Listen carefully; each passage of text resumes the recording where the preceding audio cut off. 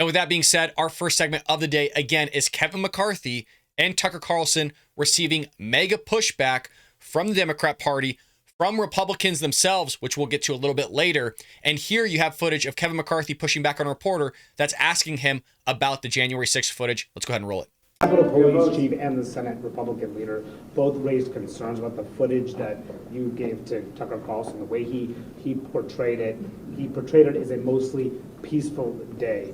Do you have concerns with that portrayal? You know, you asked the same question yesterday, and let me walk you back through that. The Capitol Police Chief, we went to them and asked, is there any clips in the process of where you see, tell us any warnings? He only had one, and we cleared it up. Lo and behold, Swalwell had already put that clip out on the internet for the last year and a half. I'm not sure if you asked, based upon any of those, about what you did with CNN. When CNN told where the leaders were taken, a secret place where they told us we couldn't even tell people. I know, and I'm answering your question. You can ask whatever question you want, but I have the right to answer your question. Mr. Speaker. I'm answering his question, thank you.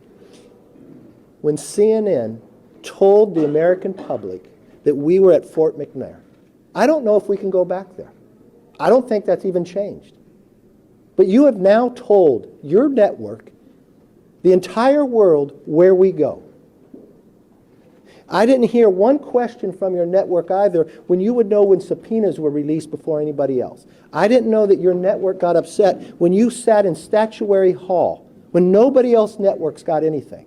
And I'm not sure your network got upset either when you had the Speaker of the House daughter do a documentary filming where we are in a secure place, walking through this when people weren't supposed to know. So now you're upset that we allowed somebody else just to have transparency. Now you are the Capitol Police was able to see it, and you know what the Capitol Police told us too is that January 6th committee never asked them. So I thank you for your question.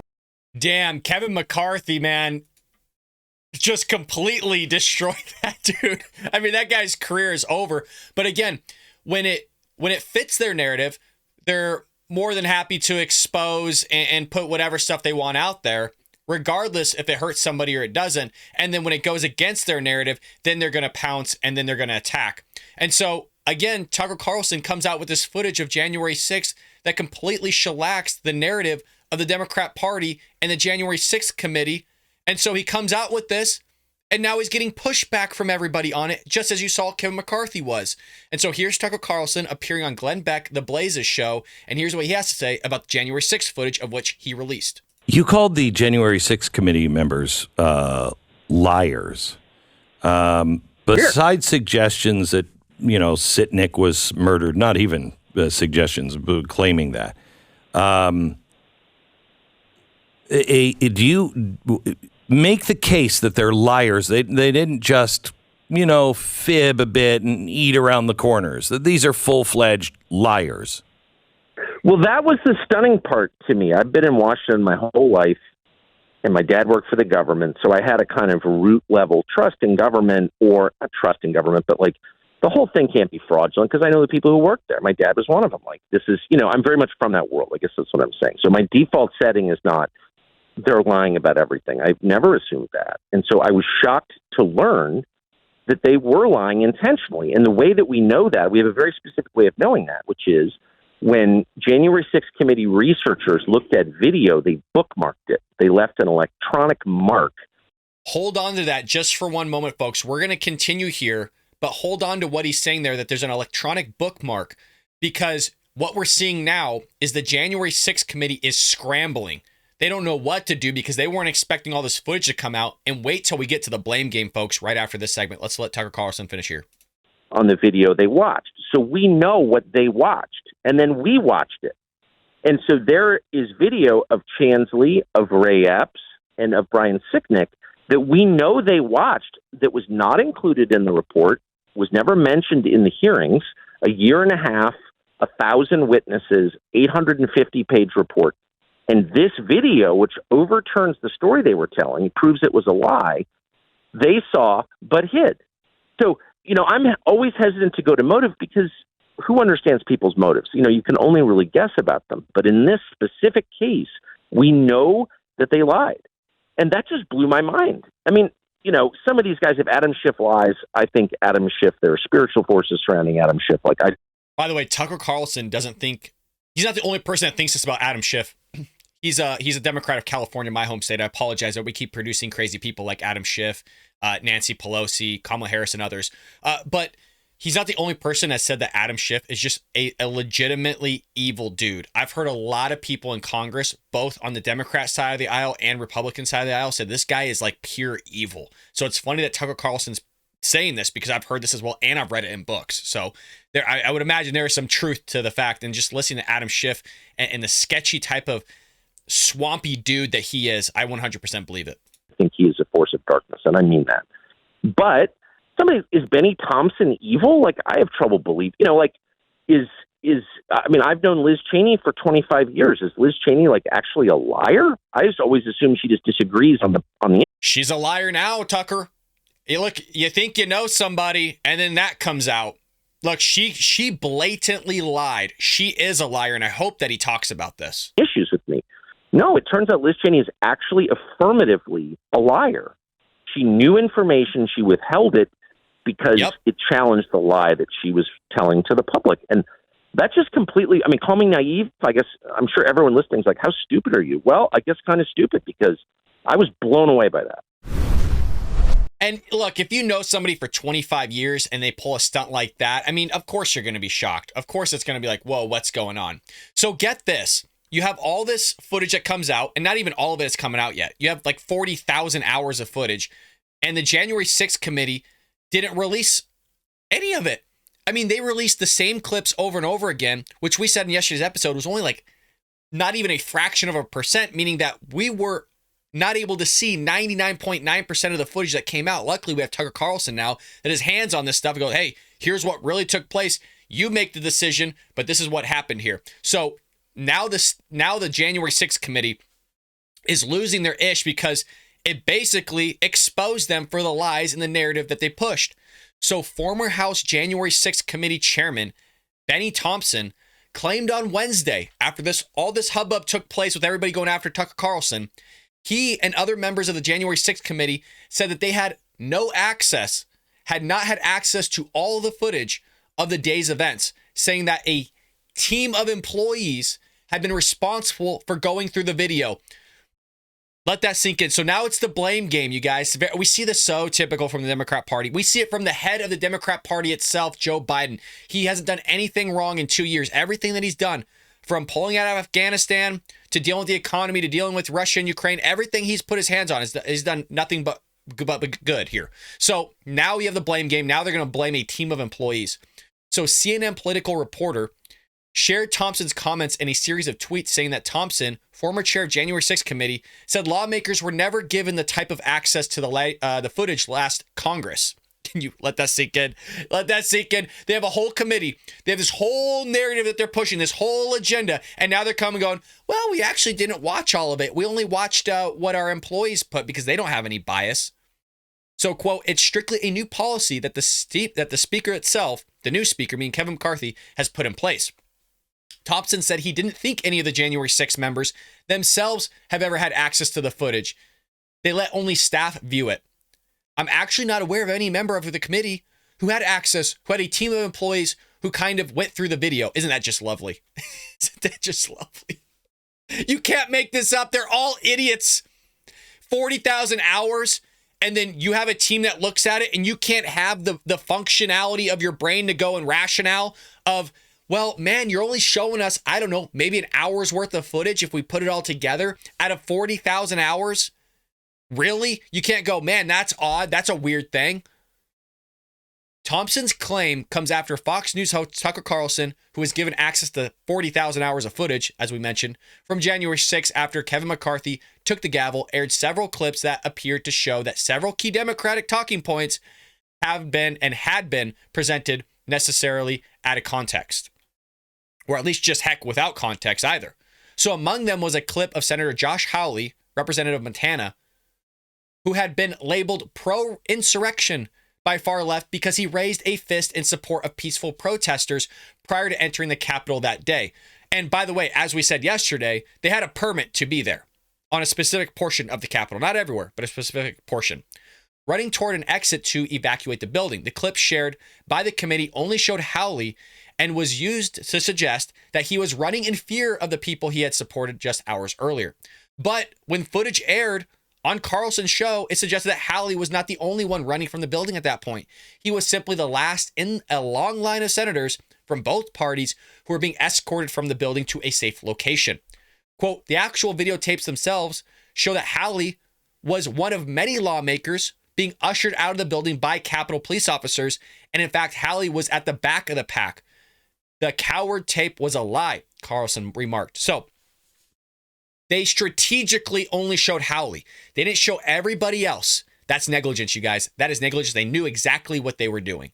Thompson, when asked about the specific clip, doubled down. I stand by the tape, he says. But then when he's asked to double down, he's going to blame, oh, well, it's just the employees. It's the lower level staff that was looking through the footage. So in addition to the employees, Thompson claimed were responsible for handling the video footage itself. The January 6th committee hired former ABC News president James Goldstone to produce the entire affair for maximum impact. So they hired somebody from Hollywood to package this stuff so it could push a certain narrative and have the maximum impact possible. A move which also could have impacted which clips were shown to the public and which ended up on the cutting room floor. So it's basically a movie, folks. And what's amazing about this, and something I left out of yesterday's episode, was the aspect of all the shaky cams that you see, because Hollywood directors will utilize a shaky cam rather than a steady cam in scenes that they want to produce basically chaos, or having an actor portrayed as not having order or not having control over a situation. Whereas if somebody does a steady cam in Hollywood, a lot of times that means that there's calm, there's order taking place, but also the actor itself, the main character, has a lot of internal order within themselves as well. So again, this is all Hollywood that the Democrat Party was pushing here. Quote, the plan is to present the case in 6 tight thematic episodes that will unfold in prime time and during the day, running 90 to 150 minutes. The idea is to take them as compelling as the marathon Watergate hearings, some of which stretched for hours, but tailored for the streaming era and a media world fueled by viral moments, meaning cutting it up, showing what they just want you to see so that you push this very specific narrative. Now, if that wasn't enough, not only do you have the Democrats scrambling, not only do you have the people behind the scenes of the January 6th committee scrambling, but you also had Republicans going after Tucker Carlson as well. So here's Tucker Carlson on his own show exposing and saying what Democrats had to say about him. Instead, ooh, how dare you show this? What is clearly exculpatory evidence. And again, it's not just Chuck Schumer, it's Republican senators. Kevin Cramer, Mike Rounds, Chuck Grassley, John Thune, Lindsey Graham, of course, Congressman Dan Crenshaw, needless to say, Kelly Armstrong, all went after us. We're not whining about that. We don't care, actually, but it just tells you everything about the way things actually work. They're not loyal to their voters, they're loyal to each other. And they're willing to lie. Really lie and crush people. Mitch McConnell, Tom Tillis, and BLM superfan Mitt Romney, all weak men, and like all weak men, vicious men, were especially angry. Watch. It was a mistake, in my view, for Fox News to depict this in a way that's completely at variance with what our chief law enforcement official here at the Capitol thinks. I think it's bull. When you see police barricades breached, when you see police officers assaulted, all of that, or you had to be in close proximity to it. If you were just a tourist, you should have probably lined up at the visitor center and came in on an orderly basis. So I just don't think it's. I agree with what he's saying here, but he's also playing into what the Democrats in the January 6th committee published, where the vast majority of what was shown was showing people breaking windows, destroying property, maybe throwing tear gas back at the Capitol police officers. I mean, there was all sorts of stuff that took place. So again, we all are in agreement that those people are idiots. We're all in agreement that those that stormed the Capitol and went inside are idiots, that we don't even want them to be a part of the Republican Party. I agree on that narrative, but that wasn't the narrative that was pushed. They were making it seem like it was everybody there. Oh, there's like 20,000 people in the Capitol. They were trying to take over the government. They were trying to overturn the election and all this other stuff. I mean, you got to give me a break on it. So one part I disagree with, the other part I do agree. It's helpful. It's really sad to see Tucker Carlson go off the rails that bad. The American people saw what happened on January 6th. They've seen the people that got injured. They saw the damage to the building. You can't hide the truth by selectively picking a few minutes out of tapes and saying this is what went on. It's so absurd. That's exactly what the Democrats did. That's exactly what the January 6th committee did. You just heard it from the guy that was the chairman of the committee going, we didn't even look at all the footage. We didn't even have access to it. Our employees did, our teams did, our lower level staff members did, and they're the ones that rifled through it all. And you had Tucker Carlson just say a few seconds before of going, hey, yeah, there's timestamps on all this. We're actually able to see exactly what they looked at and what the employees looked at. So there seems to be some negligence. There seems to be some narrative that was pushed, some sort of agenda at the end of the day, or else why not present all of it and just let the public make the decision? But no, they had an agenda to push. They want to make it seem like all MAGA Republicans are a threat to democracy because they wanted to win the midterms. They wanted to win the election. You know what? It's going to continue to play out unless we sit there and expose everything up until the election. Because who knows what they're going to do next, right? Maybe they'll hand out more ballots. Maybe they'll allow more dead people to vote. Hell, maybe they'll allow illegal aliens to vote. Who knows what's going to happen next? And that's why we got to support shows like this one so that we can get this type of stuff out there, because not everybody watches Fox News. Not everybody sits there and reads through the articles. We got to get stuff out there, and it's all part to you as well as me doing the work, you putting in the effort, supporting, subscribing, hitting that comment button, hitting the live chat, all that stuff, sending your friends and family, all that stuff, supporting the show is really important because, look, you're seeing what the Democrat is. You're seeing what the Democrats are willing to do to this country and destroy it from the inside out, which is why I wrote that book, Trojan Horse, How the Left is Destroying America. Shameless plug. Comes out March 13th, this Monday, folks. So it happens to be my birthday as well.